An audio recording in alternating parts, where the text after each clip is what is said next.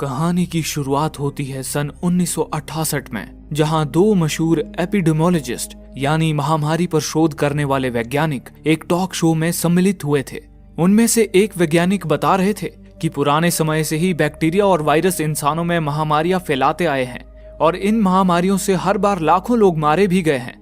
हालांकि अंत में इंसान उनसे बचने का कोई ना कोई रास्ता निकाल ही लेता है, लेकिन उनसे भी खतरनाक एक ऐसा सूक्ष्म जीव इस धरती पर मौजूद है जिसने अगर महामारी का रूप ले लिया तो वो पूरी मानव जाति का अंत कर सकता है। वैज्ञानिक की ये बात सुनकर वहां बैठे लोगों के चेहरे से हवाइयां उड़ जाती हैं।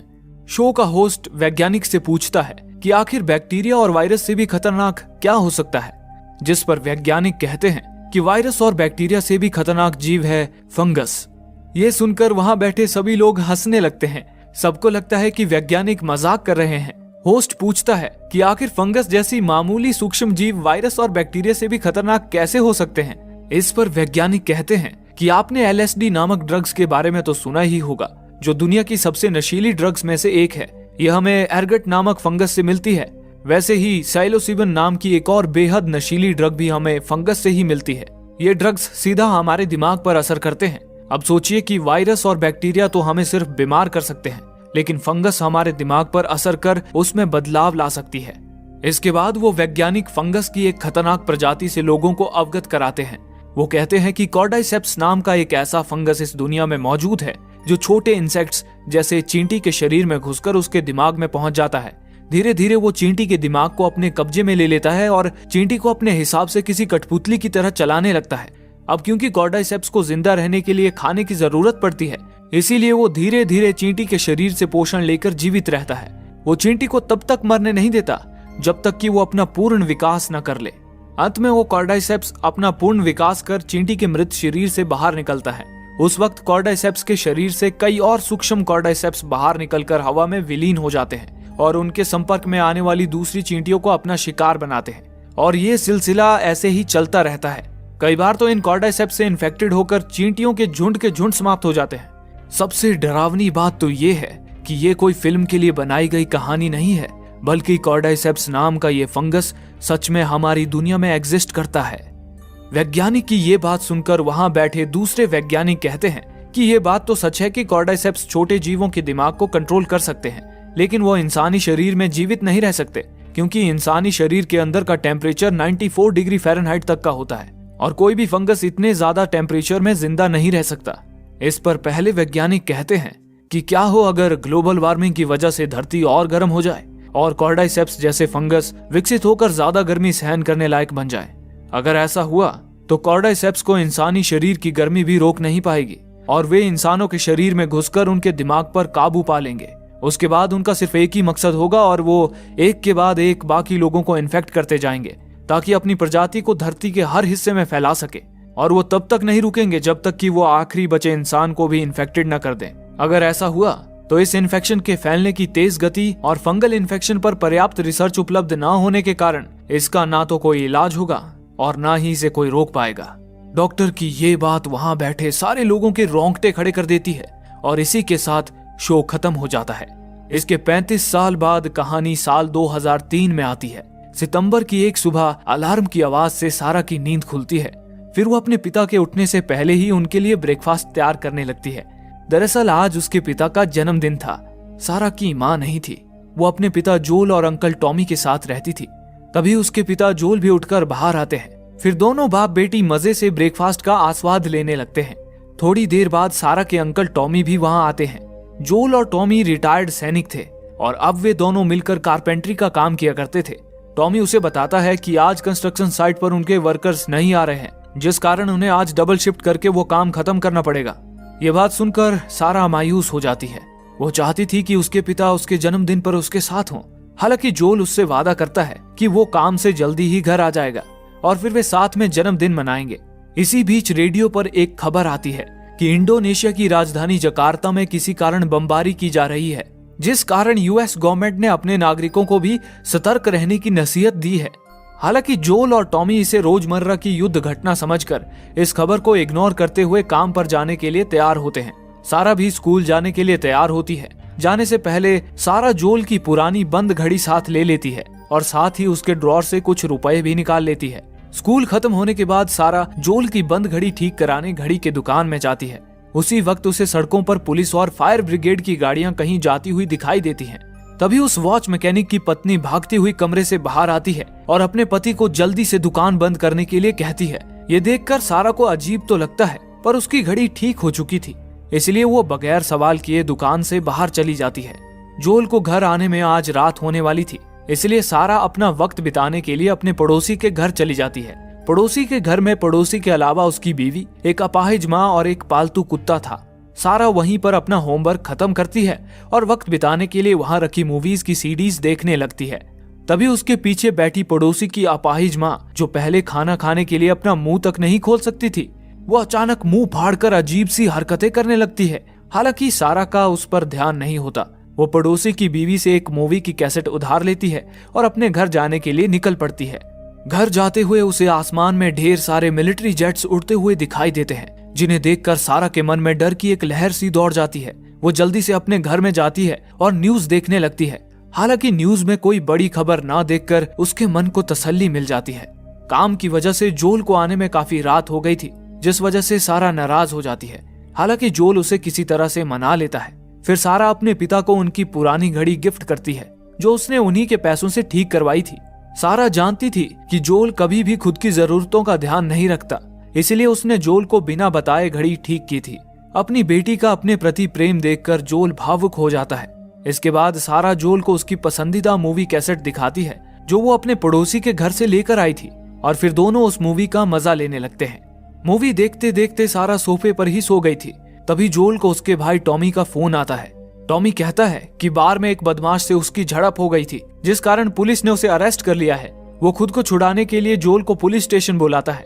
अपने भाई की इस करतूत पर जोल को गुस्सा तो बहुत आता है, पर वो अपने भाई से प्यार भी बहुत करता था, इसीलिए वो सारा को बगैर बताए उसे बिस्तर पर सुलाकर पुलिस स्टेशन चला जाता है। फिर आधी रात के समय हेलीकॉप्टर और पुलिस की सायरन की आवाज सुनकर अचानक सारा की नींद खुल जाती है। सारा शहर में चल रहे इस हंगामे के बारे में जानने के लिए टीवी शुरू करती है। टीवी पर एक वार्निंग दिखाई जा रही थी कि सबको घर के अंदर ही रहना है। घबराई हुई सारा जोल को आवाज लगाती है, पर जोल इस समय घर पर ना होने की वजह से वो और ज्यादा घबरा जाती है। तभी वो देखती है कि उसके पड़ोसी का पालतू कुत्ता उनके दरवाजे पर खड़ा भौंके जा रहा था। उसे देखकर जब वो घर से बाहर निकलती है तो देखती है कि बाहर हर तरफ हड़बड़ी मची हुई है। आसमान में लड़ाकू हेलीकॉप्टर उड़ रहे थे। ये देखकर सारा के दिल की धड़कनें बढ़ जाती हैं। तभी वो देखती है कि उनके पड़ोसी के घर का दरवाजा तो खुला हुआ है। ये देखकर वो उनके घर जाती है। डरी सहमी जब वो एक कमरे में पहुंचती है तो अंदर का नजारा देखकर उसके पैरों तले जमीन ही खिसक जाती है। वो देखती है कि पड़ोसी जख्मी हालत में कमरे के एक कोने में बैठा मदद के लिए आवाज लगा रहा था। सारा उसकी मदद करने के लिए उसकी तरफ बढ़ती है, लेकिन तभी एक फुसफुसाहट की आवाज सुनकर वो अपनी बगल में देखती है तो वहां का नजारा देखकर डर के मारे उसकी जैसे जान ही हलक में आ जाती है, क्योंकि वहां पर उस पड़ोसी की अपाहिज माँ अपनी ही बहू को कच्चा चबा रही थी। सारा की आहट सुनकर वो बुढ़िया अपना चेहरा ऊपर उठाती है। उसके मुंह से कुछ तंतु जैसी चीज बाहर निकल रही थी। न जाने कैसे वो बुढ़िया, जो पहले व्हीलचेयर से उठ भी नहीं पाती थी, वो गुर्राती और भागती हुई सारा पर हमला कर देती है। सारा किसी तरह उससे बचती हुई घर से बाहर निकल आती है। उसी वक्त उसके पिता जोल और अंकल टॉमी भी वहां पहुंचते हैं। वो खूंखार बुढ़िया जैसे ही उन पर हमला करने आती है, जोल हाथ में पकड़े पाने से उसकी खोपड़ी तोड़ देता है। फिर वे लोग जल्दी से अपनी गाड़ी में बैठकर वहां से भागने लगते हैं, लेकिन तब तक उस बुढ़िया का बेटा और बहू, जिन्हें उसने काटा था, वो भी खूंखार दरिंदों में बदल गए थे। वो लोग भी गुर्राते हुए गाड़ी की तरफ आने लगते हैं। टॉमी उन्हें कार से कुचलकर आगे निकल जाता है, लेकिन हैरानी की बात होती है कि कार से कुचलने के बावजूद भी वो दरिंदे मरते नहीं हैं। जोल और टॉमी सारा को लेकर किसी सुरक्षित जगह जाने के लिए तुरंत वहां से निकल जाते हैं। रास्ते में वो देखते हैं कि सारे शहर में तबाही मची हुई थी। वो देखते हैं कि लोग एक के बाद एक खूंखार ज़ॉम्बीज़ में बदलते जा रहे थे। जोल और टॉमी किसी तरह उनसे बचकर निकलने की कोशिश करते हैं, लेकिन तभी आसमान से गिरता हुआ एक हवाई जहाज उनके सामने ही क्रैश हो जाता है, जिसका मलबा उछलकर गाड़ी से आ टकराता है और उनकी गाड़ी पलट जाती है। थोड़ी देर बाद जोल किसी तरह सारा को गाड़ी से बाहर निकाल लेता है, लेकिन तब तक वो लोग खतरनाक ज़ॉम्बीज़ से घिर चुके थे। टॉमी के पास बंदूक थी, इसलिए वो जोल को कवर देते हुए सारा को किसी सुरक्षित जगह पर ले जाने के लिए कहता है। सारा के पैरों में मोच आ गई थी, इसलिए जोल उसे अपनी गोद में उठा लेता है और वहां से आगे बढ़ता है। वो लोग भागने का रास्ता ढूंढ ही रहे होते हैं कि तभी एक ज़ॉम्बी उन्हें देख लेता है और उनका पीछा करने लगता है। ज़ॉम्बी उनको मारने के लिए उनके करीब पहुंच ही गया था कि तभी कोई उसे गोली मारकर नीचे गिरा देता है। ये गोली एक मिलिट्री सोल्जर ने चलाई थी। वो सोल्जर जोल पर भी अपनी बंदूक तानता है। जोल उसे बताता है कि वे दोनों बाकी लोगों की तरह इन्फेक्टेड नहीं है और सारा के पैर में बस चोट लगी हुई है, लेकिन वो सोल्जर उनकी मदद करने के बजाय अपने ऑर्डर्स फॉलो करते हुए उन पर गोलियां चला देता है। खुशकिस्मती से तभी टॉमी वहां आकर सोल्जर को मौत के घाट उतारता है, लेकिन बदकिस्मती से सोल्जर की चलाई गोलियों ने सारा के पेट में छेद कर दिया था और वो जोल की बाहों में अपना दम तोड़ देती है। इस घटना के 20 साल बाद कहानी 2023 में आती है। एक बच्चा दबे पांव चलता हुआ बोस्टन शहर की तरफ बढ़ रहा था। शहर अब पूरी तरह तबाह हो चुका था। बड़ी बड़ी इमारतें अब मलबे में बदल चुकी थी। वो बच्चा चलता हुआ क्वारंटाइन जोन नाम की जगह तक पहुंच जाता है। ज़ॉम्बी आउटब्रेक के बाद गवर्नमेंट ने लोगों की सुरक्षा के लिए दुनिया में जगह जगह पर क्वारंटाइन जोन बनाए थे। इन क्वारंटाइन जोन्स को चारों ओर से कंक्रीट की मोटी और ऊंची दीवारों से सुरक्षित किया गया था, ताकि बाहर से कोई भी इन्फेक्टेड व्यक्ति या ज़ॉम्बी क्वारंटाइन जोन के अंदर ना आ सके। साथ ही क्वारंटाइन जोन के चप्पे चप्पे पर हथियारबंद सोल्जर तैनात रहते थे, जिन्हें किसी भी इन्फेक्टेड व्यक्ति को देखते ही उसे मार डालने के ऑर्डर्स दिए हुए थे। क्वारंटाइन जोन के बाहर तैनात सैनिक उस बच्चे को बेहोश होते हुए देखकर उसकी तरफ भागते हैं और उसे एक व्हील चेयर में बिठाकर क्वारंटाइन जोन में ले आते हैं। वहां पर एक पोस्टर लगा होता है जहां पे इस इन्फेक्शन का कारण कॉर्डाइसेप्स फंगस को ही बताया गया था, जिसके बारे में वैज्ञानिक इस कहानी की शुरुआत में बता रहे थे। तभी वहां एक लेडी सोल्जर उस बच्चे के पास आती है और उससे बड़े प्यार से बातें करने लगती है। वहीं पर उसका इन्फेक्शन टेस्ट भी किया जाता है, जिससे पता चलता है कि वो बच्चा भी इन्फेक्टेड हो गया है। ये देखकर वो ऑफिसर्स उसे दवाई का इंजेक्शन लगाते हैं और उसे ये यकीन दिलाते हैं कि वो बहुत ही जल्द ठीक हो जाएगा।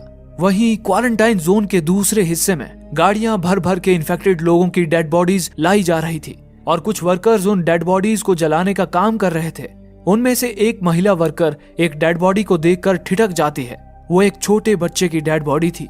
ये वही बच्चा था जिसे थोड़ी देर पहले सोल्जर्स ने दवाई का इंजेक्शन लगाया था। दरअसल वो इंजेक्शन दवाई का नहीं बल्कि जहर का था, जिसने उस बच्चे को ज़ॉम्बी बनने से पहले ही मौत की नींद सुला दी थी। असलियत तो ये थी कि इस इन्फेक्शन का अभी तक कोई इलाज ही नहीं आया था। उससे बचने का सिर्फ एक ही रास्ता था कि इन्फेक्टेड लोगों को खत्म कर दिया जाए। पर वो महिला एक बच्चे को आग में डालने से कतरा रही थी, इसलिए वो एक दूसरे वर्कर से मदद मांगती है। वो वर्कर कोई और नहीं बल्कि जोल था। इन 20 सालों में जोल ने इतने बुरे दिन देखे थे कि उसके अंदर की इंसानियत अब खत्म हो चुकी थी। वो बेझिझक उस बच्चे की डेड बॉडी को उठाकर सीधा आग में झोंक देता है। ये दुनिया अब पहले जैसी नहीं रही थी। यूएस गवर्नमेंट गिर चुकी थी और उनकी जगह यूएस मिलिट्री ने सत्ता हथिया ली थी। यूएस मिलिट्री ने अपना नाम बदलकर federal disaster response agency, in short फेडरा कर दिया था और इसी नाम से वो अब शासन चला रही थी। उन्होंने ही शहर के बड़े हिस्सों को क्वारंटाइन जोन्स में बदल दिया था, जहां इन्फेक्शन से बचे हुए लोगों को कड़े कानूनों के साथ वहां रहना पड़ता था। उन्हें काम करने के बदले राशन कार्ड्स दिए जाते थे, जिससे वो अपनी जरूरत की चीजें खरीद सकें। अगर कोई नागरिक क्वारंटाइन जोन से बाहर निकलने की कोशिश करता या फिर किसी कानून का उल्लंघन करते हुए पकड़ा जाता, तो उसे सबके सामने बड़ी ही बेरहमी से फांसी पर लटका दिया जाता था। और लोगों ने भी ज़ॉम्बीज के डर से उस जगह को अपना लिया था। जोल ने उस जगह पर अपना अलग ही रुतबा कायम कर लिया था। वो क्वारंटाइन जोन में हथियारों और ड्रग्स की स्मगलिंग किया करता था। उसके खरीदारों में क्वारंटाइन जोन के बड़े बड़े अपराधियों से लेकर फेडरा के करप्ट सोल्जर्स तक शामिल थे। जोल भी समय समय पर उनसे अपना काम निकलवाता था। इस बार जोल को अपने किसी काम के लिए एक गाड़ी की जरूरत थी। ये वो समय था जब गाड़ियां सिर्फ मिलिट्री के लिए ही बनाई जाती थी, जिस कारण गाड़ियां एक दुर्लभ वस्तु बन गई थी। जोल ने एक सोल्जर से गाड़ी दिलवाने के बारे में बात कर रखी थी। यह सोल्जर जोल से ड्रग्स खरीदता था। गाड़ी का इंतजाम करने के लिए जोल ने उसे मोटी रिश्वत भी दी थी। सोल्जर उसे बताता है कि गाड़ी का इंतजाम हो गया है, जोल को बस उस गाड़ी में लगवाने के लिए बैटरीज का इंतजाम करना होगा। अगली सीन में हम कुछ स्मगलर्स को देखते हैं, जिन्होंने एक औरत को बंदी बना रखा था। लेकिन मजे की बात तो ये थी कि उस बंदी औरत के बजाय वे स्मगलर ही बहुत डरे हुए थे और उस बंदी औरत से दया की भीख मांग रहे थे। दरअसल ये औरत जोल की साथी टेस है। जोल ने इन स्मगलर्स के लीडर रॉबर्ट को बैटरी का इंतजाम करने के लिए पैसे दिए थे और उससे बैटरी लेने के लिए अपने साथी टेस को उसके पास भेजा था। लेकिन रॉबर्ट एक नंबर का धोखेबाज आदमी था। उसने जोल से बैटरी के पैसे भी ले लिए और वो बैटरी किसी दूसरे ग्राहक को ज्यादा दामों में बेच दी।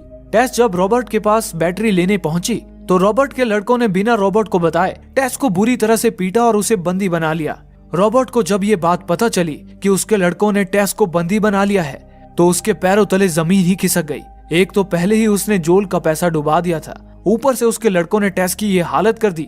उसे पता था कि जैसे ही ये बात जोल को पता चलेगी जोल उसकी चमड़ी उधेड़ देगा। रॉबर्ट को समझ नहीं आ रहा था कि क्या करे। तब टेस उसे आश्वासन देती है कि अगर वो उसे जाने देता है तो वो जोल से उसकी शिकायत नहीं करेगी। रॉबर्ट भी उसे आजाद करने के लिए मान जाता है, लेकिन इससे पहले कि वो टेस को आजाद कर पाता वहाँ एक जोर का धमाका होता है जिसमें रॉबर्ट के आदमी मारे जाते हैं और रॉबर्ट वहाँ से भाग निकलता है। टेस भी किसी तरह वहाँ से बचकर निकल जाती है। जब वो बाहर आती है तो देखती है कि फेड्रा और फायरफ्लाइज ग्रुप के बीच गोलीबारी चल रही थी। फायरफ्लाइज ग्रुप दरअसल एक क्रांतिकारी संगठन था जो लोगों को फेड्रा की हुक्मशाही से आजाद करना चाहता था और फिर से लोकतंत्र प्रस्थापित कराना चाहता था। टेस गोलीबारी से किसी तरह बचते बचाते निकलने की कोशिश करती है, पर फेड्रा के सोल्जर्स उसे फायरफ्लाइज की मेंबर समझकर गिरफ्तार कर लेते हैं। दूसरी तरफ फायरफ्लाइज के ठिकाने पर उन लोगों ने एक लड़की को बंधक बना रखा था। वे लोग उस पर कोई रिसर्च कर रहे थे। फायरफ्लाइज ग्रुप न सिर्फ एक क्रांतिकारी संगठन था बल्कि उनके पास वैज्ञानिकों की टीम भी थी जो इस इन्फेक्शन का इलाज ढूंढने की कोशिश कर रही थी।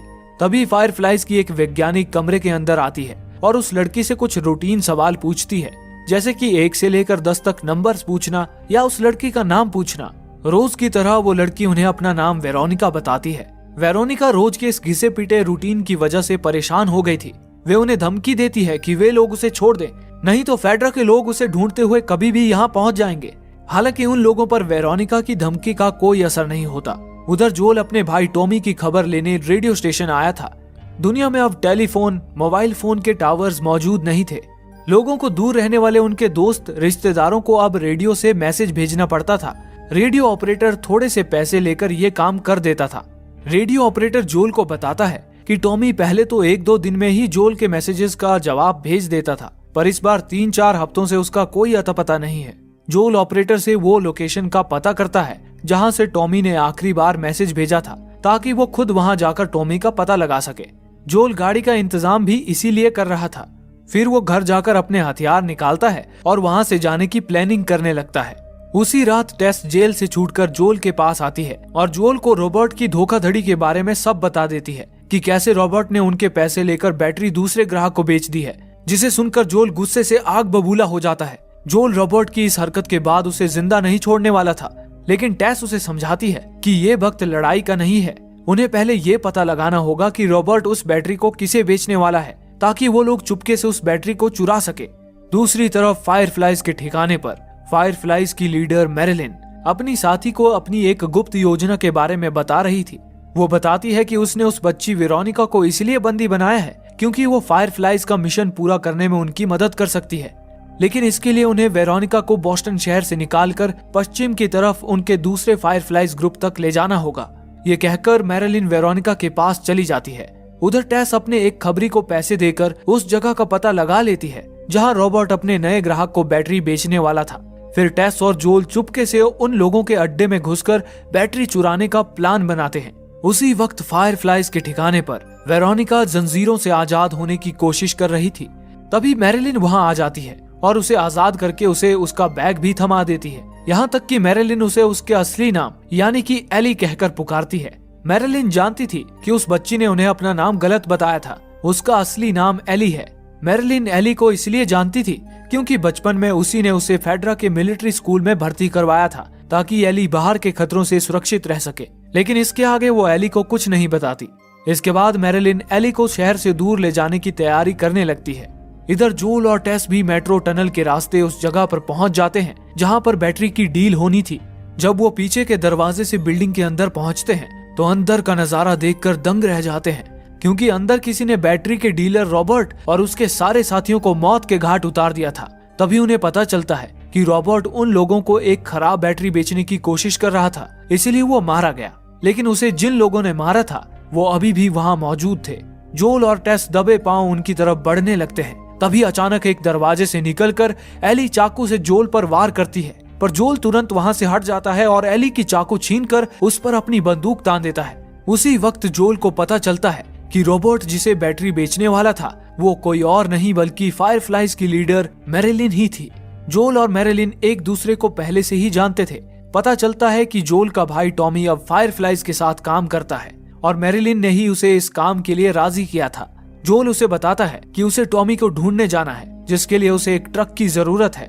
मैरिलिन भी उसे बताती है कि वो एली को शहर से निकालकर फायरफ्लाइज के सुरक्षित ठिकाने पर ले जाना चाहती है, इसीलिए उसे भी ट्रक बैटरीज की जरूरत थी। लेकिन रॉबर्ट के गुंडों के साथ लड़ते वक्त मैरिलिन घायल हो चुकी थी और अब वो खुद इस काम को पूरा करने के काबिल नहीं है।